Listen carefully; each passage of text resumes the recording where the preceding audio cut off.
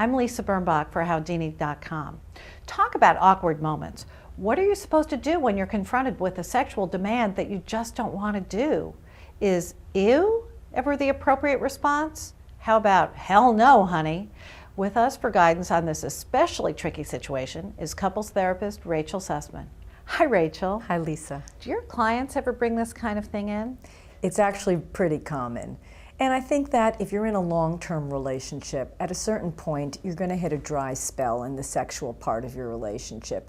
And it really is, both parties' responsibility at that point to spice up their sex life.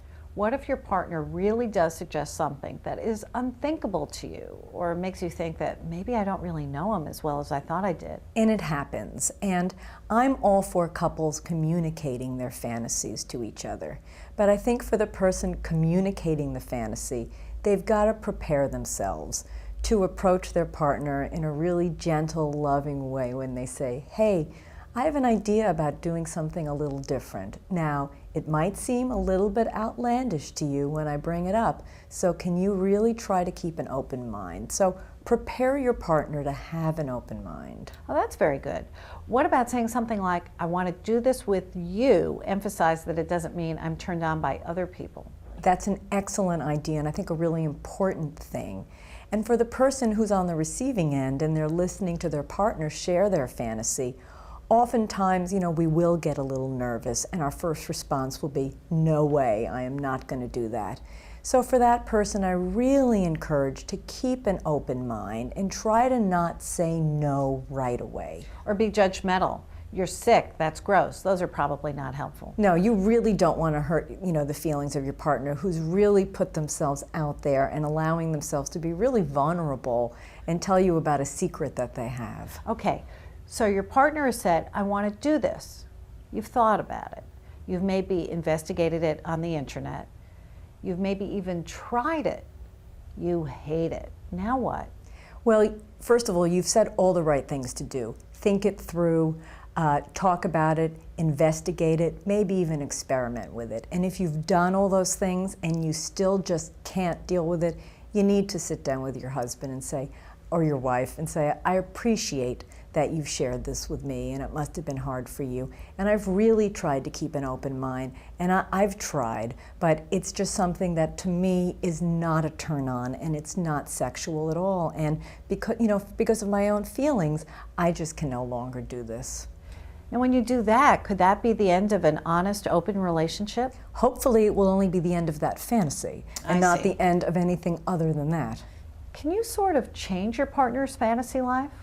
You certainly can, and you could say, you brought up this fantasy, and what if we tried this instead? Here's a similar fantasy with some of the elements that you brought into your fantasy, but something that's more palatable to me and something that I find sexy. So maybe this whole dialogue can add a whole new dimension, but being careful to make the other person feel it's him or her who's wanted there, not a porn star. I think with the advent of the internet, over the past decade, a lot of men who didn't view pornography are now watching pornography. And, women generally find out at some point, or they've known all along. And I've had situations where the women are quite disturbed that their boyfriends or husbands are watching pornography.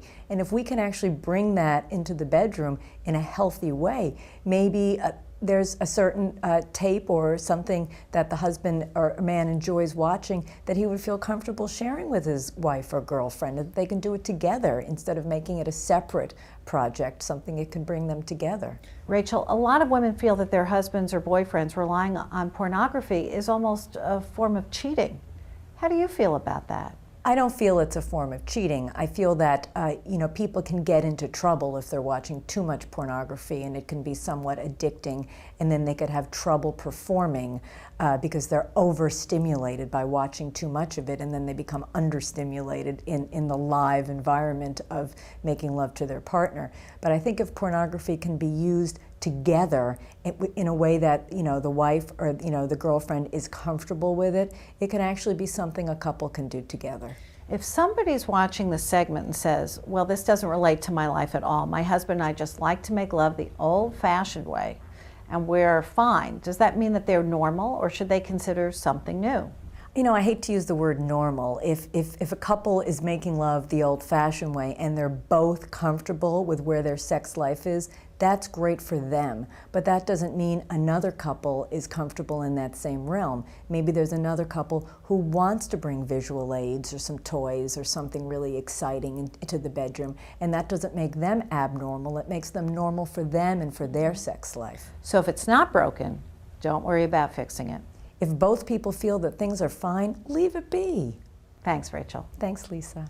For Howdini, I'm Lisa Birnbach.